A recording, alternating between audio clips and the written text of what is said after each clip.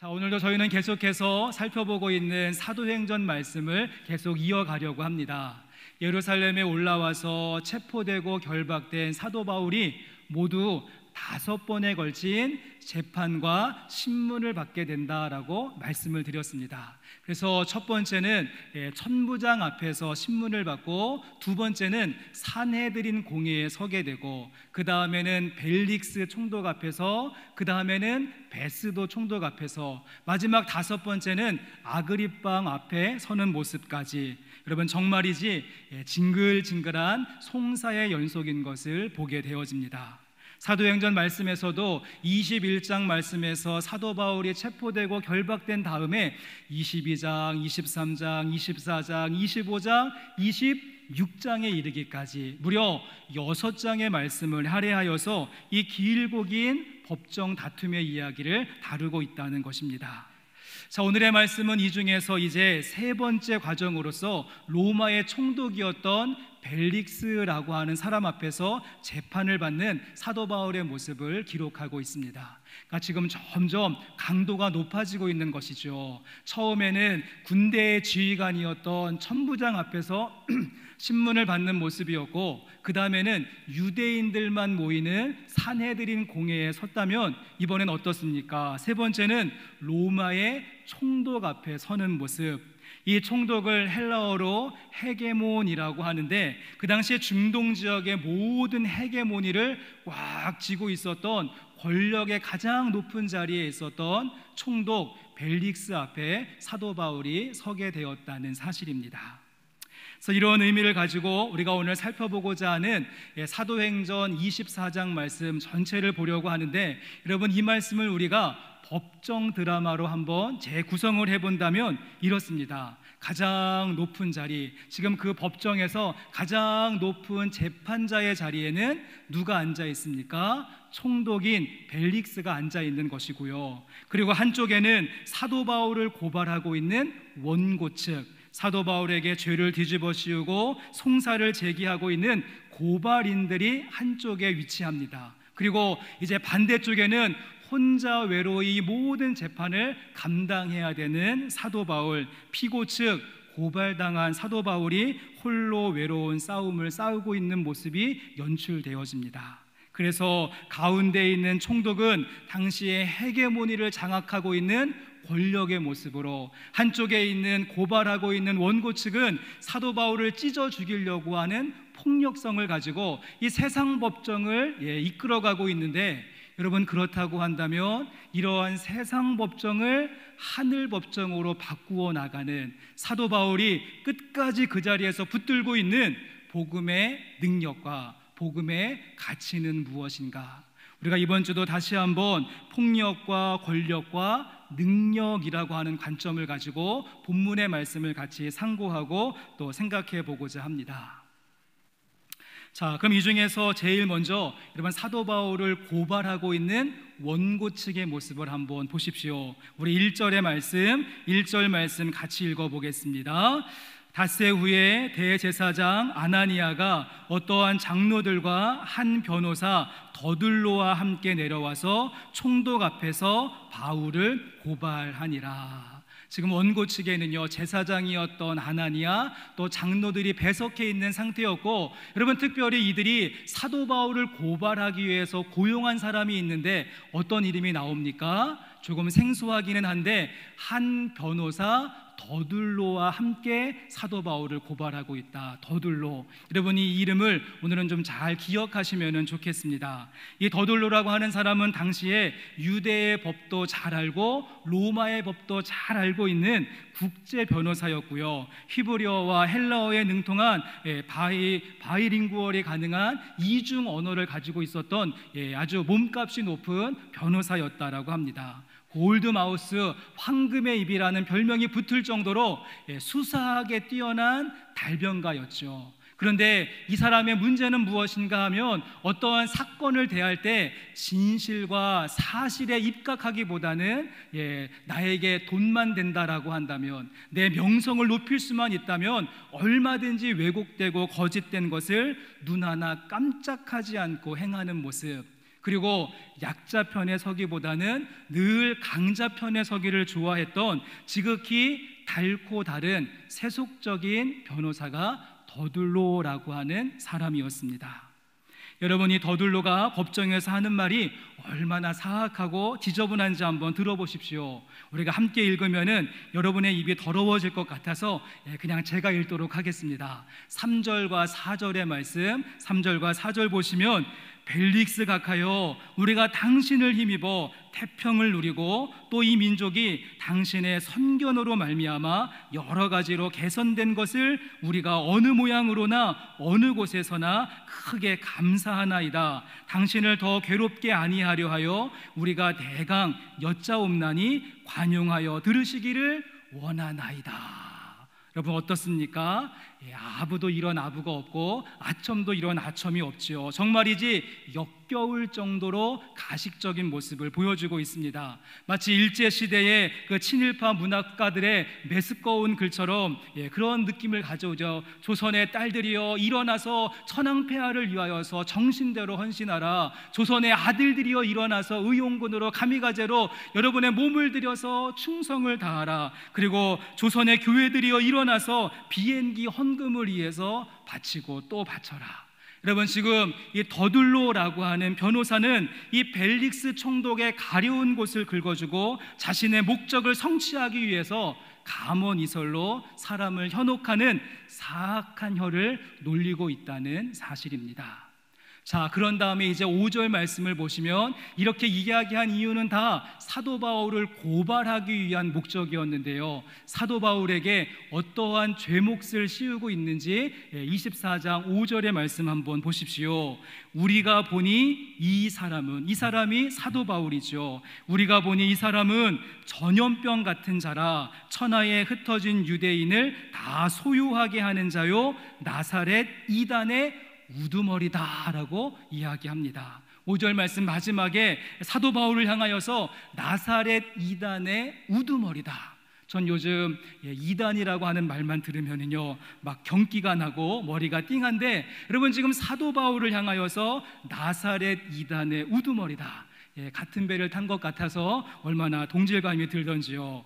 여러분 지금 이 더둘로라고 하는 이 변호사는 전염병 같은 존재라고 하는 말로 그리고 천하를 소유하게 하는 자라는 말로 나사렛 이단의 우두머리라고 하는 이 프레임을 만들어 놓고는 거기에 사도 바울을 집어넣음으로 말미암아 그는 재판받아 마땅하고 쫓아내야 마땅하고 없애버려야 마땅한 사람으로 만들어버리고 말았다는 사실입니다. 또한 말씀을 내려오셔서 9절 말씀도 보시면 9절에 유대인들도 이에 참가하여 그 말이 옳다 주장하니라 라고 이야기하면서 이 방청객에 앉아 있었던 돈으로 매수된 유대인들이 타이밍을 맞추어서 이 말이 옳다 이 더둘로의 주장과 더둘로가 설치해 놓은 프레임이 진실인 것처럼 여론을 몰아가는 끼리끼리의 작전이 펼쳐지고 있음을 우리는 보게 되어집니다. 함께 예배하는 성도 여러분, 오늘 우리의 시대에도 자신의 혀를, 자신의 키보드를 망나니의 칼처럼 함부로 휘두르면서 상대방도 다치게 하고 본인 또한 깊은 상처를 입는 그러한 경우가 너무도 많이 있는데 소망하기는 이 더둘로의 누룩에 빠지지 않도록 삼가 조심하고 또 조심하는 우리 모두가 되었으면 좋겠습니다. 이제 그 다음에 우리가 이제 시선을 바꾸어서 더둘로의 모습을 보셨다면 이제 이 재판자의 자리에 가장 꼭대기에 앉아 있는 우리가 벨릭스라고 하는 사람의 모습도 참고로 보시면 좋겠습니다. 제가 역사책을 참고해 보았더니 이 벨릭스라고 하는 총독은요 참 특별한 이력을 가지고 있는 사람이었습니다. 원래 이 사람이 로마 황실의 노예 출신이었다라고 하죠. 노예 출신이었는데 자유인이 될 뿐만 아니라 로마 총독이라고 하는 권력까지 거머쥐는, 그래서 기적과 같은 인생 스토리를 가지고 있는 사람이었습니다. 그러면은 어떠한 연고로 로마의 총독까지 되어졌는가? 여러분, 그 당시에 로마의 왕이었던 글라우디오라고 하는 황제는 워낙 이 사이코패스적인 기질을 가지고 있어서 날마다 엽기적이고 가학적인 이벤트를 즐겼다라고 합니다. 여러분, 이때 이 모든 이상한 짓들, 19금에 해당되어지는 그 온갖 더러운 일들을 기획하고 준비하고 진행하고 마지막 뒤처리까지 해주었던 사람이 바로 이 황실의 노예였던 벨릭스라고 하는 사람이고요. 이 추잡한 일을 너무너무 잘해서 왕에게 총애를 받게 되어졌고 노예에서 자유인으로 풀려나게 되어집니다. 그런 다음에 자유인이 된 벨릭스는 내 인생의 목적은 오직 돈이다라고 생각해서 그냥 물불 가리지 않고 정말 개처럼 돈을 모으고 부를 축적하는 일에 그의 모든 인생을 던지게 되어집니다. 마침내 막강한 부를 만들고 난 다음에 어떻게 했겠습니까? 그 물질을 가지고 로마의 총독이라고 하는 권력을 매수했던 사람. 그래서 그 당시에 천민과 노예들 사이에서는 우상과 같은 사람이 이 벨릭스라고 하는 총독이었습니다. 여러분, 그러니 이 사람에게 있어서 여전히 최고의 관심사는 무엇이겠습니까? 오직 돈. 그래서 여러분, 그 책을 읽어보았더니 로마에 반역을 했던 그 반역자도 돈만 주면은요 다 풀어주었고, 우리가 보는 본문 말씀 마지막 27절에 보시면 로마의 총독이 벨릭스에서 베스도로 교체가 되어지는데 그 이유는 무엇인가 하면 얼마나 돈을 밝히는지 사두개인들도 그리고 바리새인들도 도저히 감당이 되지 않아서 로마의 정부에 계속 상소문을 보냈고, 결국에는 부임되고 얼마 지나지 않아서 이렇게 총독이 교체가 되어지는 그런 역사를 오늘 말씀은 기록해 놓고 있습니다.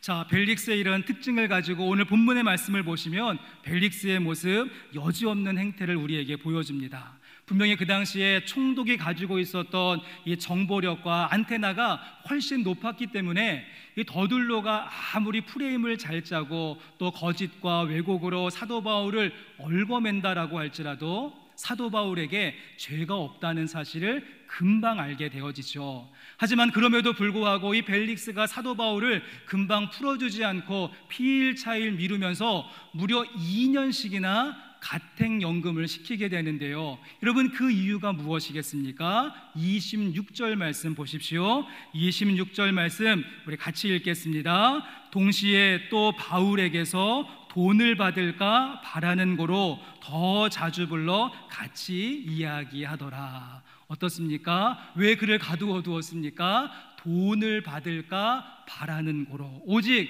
이 벨릭스의 머릿속에는요 돈밖에 없었던 것입니다. 그래서 어떻게 해서 그 바울에게서 돈을 뜯어낼까 이 궁리만 하고 있었습니다. 왜냐하면 17절 말씀에 보시면은요, 지금 사도 바울이 예루살렘에 온 목적을 이야기하는데 여러 해 동안 아시아와 유럽에 있는 많은 교회들이 이 어려움을 당하고 있는 예루살렘 교회를 돕기 위해서 부조와 연보와 헌금을 모았는데 그것을 전달해 주기 위해서 왔습니다. 그 말을 딱 듣는 순간 그 벨릭스가 여기에 꽂히게 되었고, 다른 어떠한 말든 귀에 들어오지 않고 그래 돈구멍이 여기구나 라고 하면서 무려 2년 동안이나 집요하게 사도 바울에게 돈을 뜯어낼 궁리를 했던 사람이 바로 벨릭스라고 하는 총독이었습니다.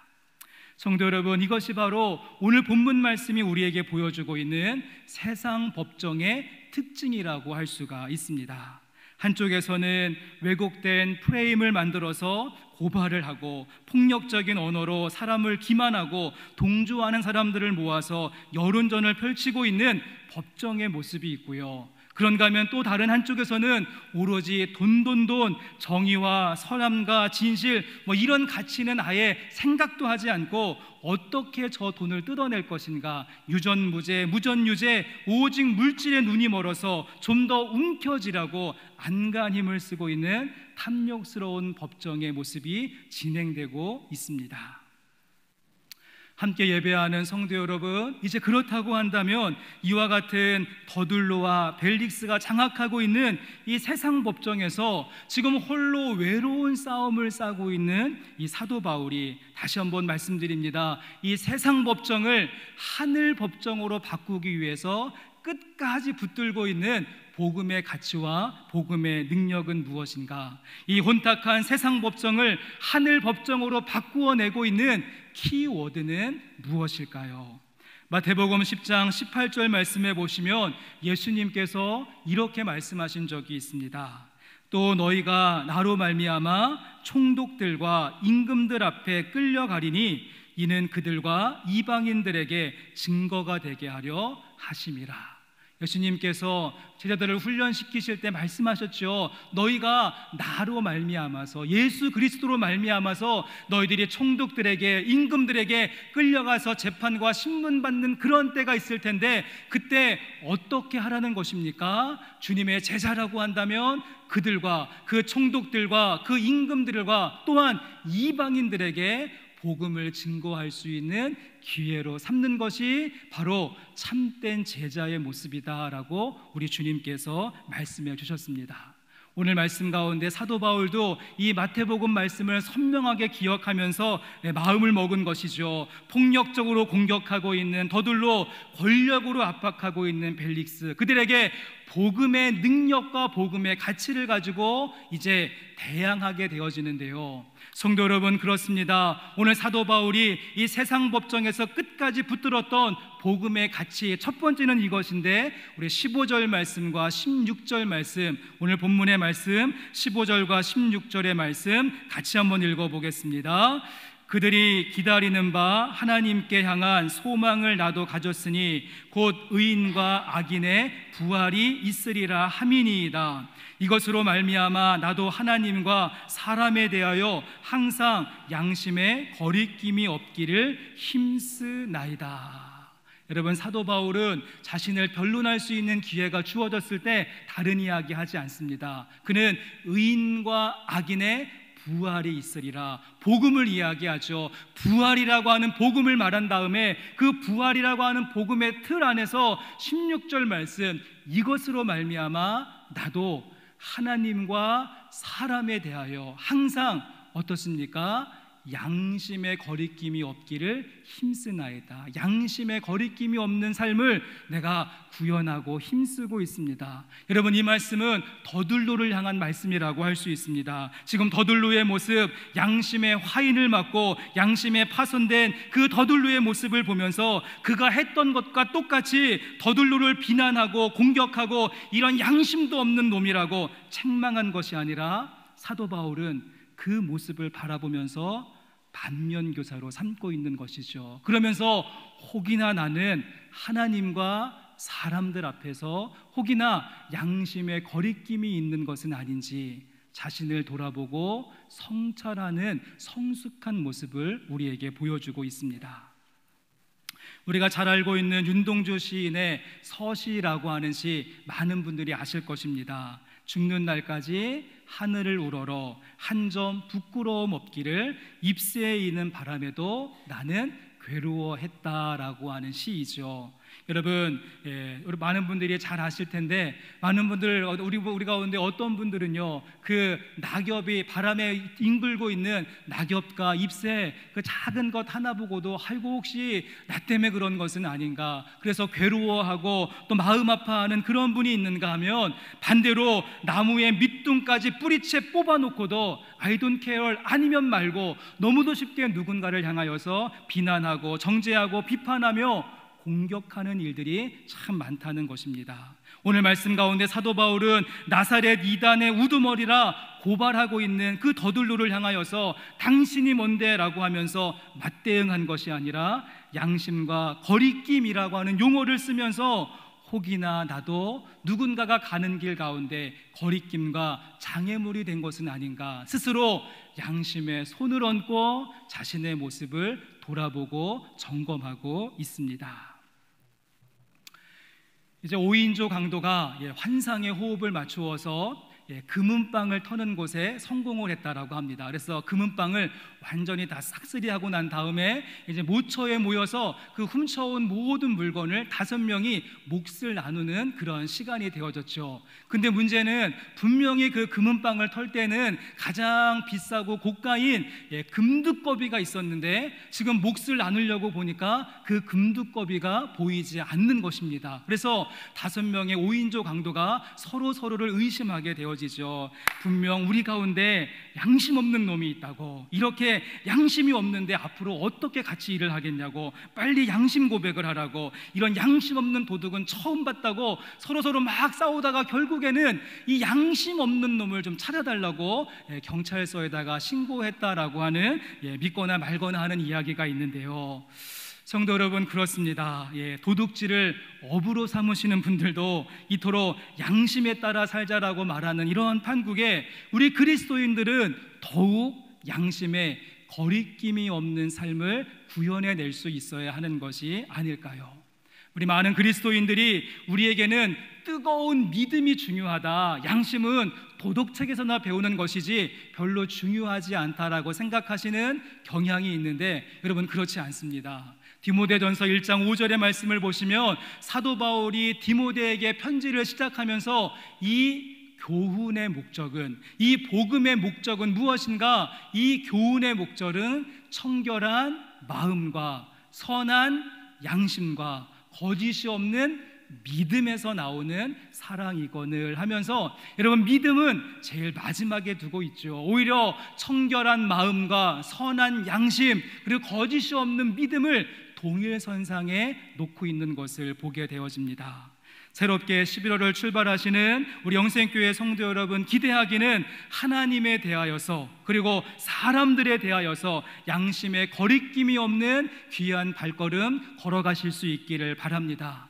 우리 살고 있는 세상은 서로 이야기할 때 이 사람아 최소한의 양심을 가져라, 최소한의 양심을 가지라, 최소한을 이야기하는데, 우리 그리스도인들은 최소한이 아니라 최대한의 양심을 가져야 되지 않을까요? 또한 이 땅의 사람들은 일말의 양심을 가지라고, 일말의 양심을 가지라고 이야기하는데, 우리 그리스도인들은 일말의 양심이 아니라 백말의 양심을 가질 수 있어야 됩니다. 소망하기는 도덕적인 양심을 넘어서 신앙적인 양심으로 거리낌 없는 삶을 살아내실 수 있는 새로운 11월 한 달의 삶이 되실 수 있기를 주님의 이름으로 축복합니다.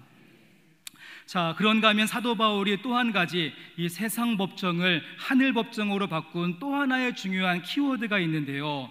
우리가 앞에서 보셨던 양심의 거리낌이 없다라고 하는 말은 이 더둘로라고 하는 변호사를 염두에 두고 한 말이라면, 이번에는 그 재판 자리에 앉아 있었던 벨릭스에게 선포하는 복음의 메시지가 있습니다. 25절의 말씀인데요, 우리 25절의 말씀 같이 한번 읽어보도록 하겠습니다. 바울이 의와 절제와 장차 오는 심판을 강론하니 벨릭스가 두려워하여 대답하되 지금은 가라, 내가 틈이 있으면 너를 부르리라 하고.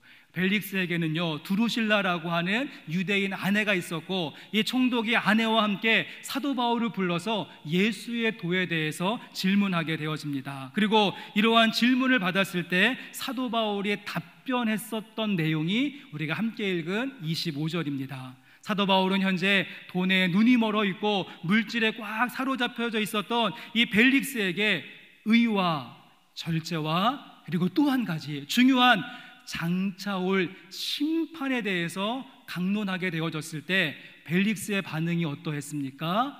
두려워하게 되어졌다, 두려움을 느꼈다는 것이죠.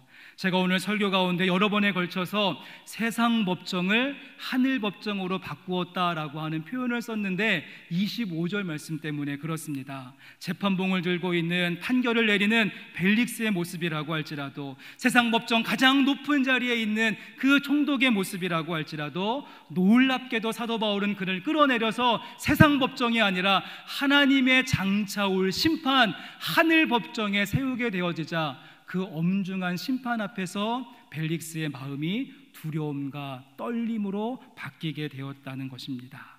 아무리 천하를 호령할 수 있는 권력을 가지고 있는 자라고 할지라도 하나님의 심판대 앞에 선다면 두려움을 느낄 수밖에 없는 것이죠.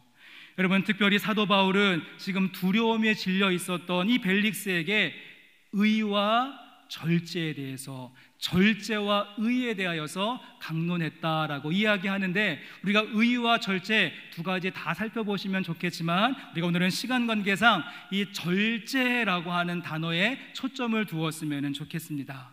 이 절제는 잘 아시는 대로 성령의 9가지 열매 가운데 하나인데, 대충 아껴 쓰고 조금 절약하는 이 정도의 차원이 아니라, 이 절제라고 하는 말의 영어 성경을 보시면 셀프 컨트롤, 나 스스로를 통제하고 다스리고 자족할 수 있는 셀프 컨트롤이라고 하는 말을 쓰고 있습니다. 여러분, 지금 벨릭스가 가장 무너진 부분이 이 부분이죠. 바다는 메워도 사람의 욕심은 메울 수 없다는 말처럼 벨릭스의 마음, 이 셀프 컨트롤, 이 절제의 마음이 무너지게 되어졌을 때 탐욕의 늪에 빠질 수밖에 없었고, 그 상태를 가지고 하나님의 엄중한 심판대 앞에 섰을 때 두려움을 느낄 수밖에 없었던 것입니다. 여러분이 셀프 컨트롤, 이 절제라고 하는 것은요, 우리의 그 전체적인 뇌 가운데서 우리 앞쪽에 있는 전두엽이 책임을 지고 전두엽이 주관을 한다라고 합니다. 이 옆에 있는 측두엽은 우리의 감정을 조절하는 그러한 기능을 한다면, 이 전두엽이 셀프 컨트롤, 우리의 절제에 대한 부분들을 담당하는데, 이 뇌를 연구하는 학자들의 의견은 뇌의 가소성이라고 하죠. 내가 성장하고 내가 무르익고 내가 완전해지는 그 시기를 쭉 연구해 보았더니, 이 앞에 있는 전두엽이 제일 늦게 완성이 되어진다. 보통 사람의 나이 20살 정도가 돼야지만 전두엽이 다 성장하게 된다라고 하는 의견이 있습니다. 여러분, 그러기에 청소년 시기에 사춘기 우리 아이들 우욱하면 화를 내고 상황에 따라서 적절하게 행동하지 못하고 스스로 통제하지 못하는 경우가 있는데, 왜 그렇습니까? 아직 청소년 시기에는 이 전두엽이 완전하게 성장하지 않았기 때문에 그렇습니다. 그런데 더 큰 문제는 무엇인가 하면, 사춘기 아이들이야 그렇다라고 이해가 되어지는데, 아니 4학년이 되시고 5학년이 되시고 6학년이 되셨음에도 불구하고 여전히 발끈하시고 스스로 통제와 제어가 안 되시고 돈과 물질과 세상 향락에 대하여서 이 셀프 컨트롤, 절제가 되지 않는 모습은 우리가 어떻게 이해를 해야 되는 것일까요? 여러분, 저를 따라서 여러분의 앞머리를 통통통 한번 두들겨 보시기를 바랍니다. 지금 나의 전두엽, 이 셀프 컨트롤, 이 성령의 열매 가운데 절제의 열매가 잘 맺혀지고 있는지 한번 수박처럼 통통통 한번 튀겨 보시면 좋겠는데요. 전 요즘 자꾸만 이 앞머리가 빠지고 이마가 넓어지는 것을 보니까 아직도 전두엽이 성장하고 있는 것은 아닌가 하는 그러한 생각이 드는데, 우리 함께 예배하는 성도 여러분, 우리 예수님께서 하늘의 뜻과 하나님의 뜻을 이루기 위하여서 자기를 비워, 자신을 비워 곧 절제함으로 말미암아 낮아지시고 십자가에서 죽기까지 복종하셨던 것처럼, 우리도 이 절제라고 하는 열매를 가지고 권력이 지배하고 욕망이 다스리며 돈이 왕노릇하고 있는 이 세상에서 셀프 컨트롤, 절제할 수 있는 그리스도의 품격을 가지고 살아가시는 새로운 한 달의 삶이 되실 수 있기를 간절히 소망합니다. 이제 말씀을 마치면서, 요즘 익산은 감이 풍년인 것 같습니다. 감. 그래서 차를 타고 조금만 외곽에 나가면 그냥 감나무에 감이 주렁주렁 달려있고, 우리 교회 정원의 감나무에도 감이 가득한 것을 보게 되어집니다. 그래서 이제 이번 주에 저한테 감을 선물로 주신 분들이 여러 분이 있으셨습니다. 직접 딴 것인데 맛보세요 라고 하면서 막 주먹만한 대봉감을 저한테 좀 선물해 주셨는데, 아니 선물해 주실 거면은 이거 어떻게 먹는지 좀 알려주셔야지. 그럼 저는 대봉감 딱딱한 거 그냥 단감과 같이 이렇게 껍질을 까가지고 저는 포크를 찍어 먹는 줄 알았습니다. 제가 얼마 전에 저희 집에서 오랜만에 우리 가족들에게 서비스를 해야 되겠다, 이 대봉감을 제가 껍질을 다 까가지고서는 잘라가지고 다 맛보라고 주었더니 어떻게 되어졌을까요? 다 한 입 먹고는 그냥 떨타고 태태태 다 뱉어버렸는데, 여러분이 딱딱한 대봉감 어떻게 해야 됩니까? 말랑말랑한 홍시가 될 때까지 한참의 시간을 기다리고 준비하고 참으면 마침내 꿀보다도 맛난 달달한 감맛을 볼 수 있습니다. 그래서 사진을 좀 한 장 보여주시면, 성도님들께 선물로 주신 제가 대봉감들을 저희 집 제가 주방에 쫙 나래비를 세워놓고 이제 빨리 홍시가 되라, 빨리 홍시가 되라, 제가 지금 기다리고 있는 그러한 중인데, 성도 여러분, 저는 우리의 인생도 마찬가지가 된다고 생각합니다. 우리의 인생길, 때로는 우리의 인생길 가운데 떫은 맛을 내는 순간이 있습니다. 운전하지 못하고 왜곡되는 일들도 있고, 공격을 받을 때도 있고, 세상의 논리가 지배하는 그러한 때도 있겠지만, 우리 마침내 무르익게 하시고 말랑말랑한 홍시가 되게 하실 하나님의 시간표와 타이밍을 기다리며 준비할 수 있는 모습, 특별히 그 시간 동안에 오늘 세상의 법정에 섰었던 사도 바울의 모습과 같이 절제할 수 있는 그러한 능력으로, 그리고 거리낌이 없는 양심의 모습으로 살아가는 저와 여러분이 되었으면 좋겠습니다. 지금 당장은 뚜렷한 변화가 없고 개선의 일들이 없다라고 할지라도, 세상의 업종이 더욱더 우리를 가혹하게 몰아치고 집어삼키려고 한다라고 할지라도, 마침내 우리 주님께서 우리를 변호해 주시는 날이 올 것입니다.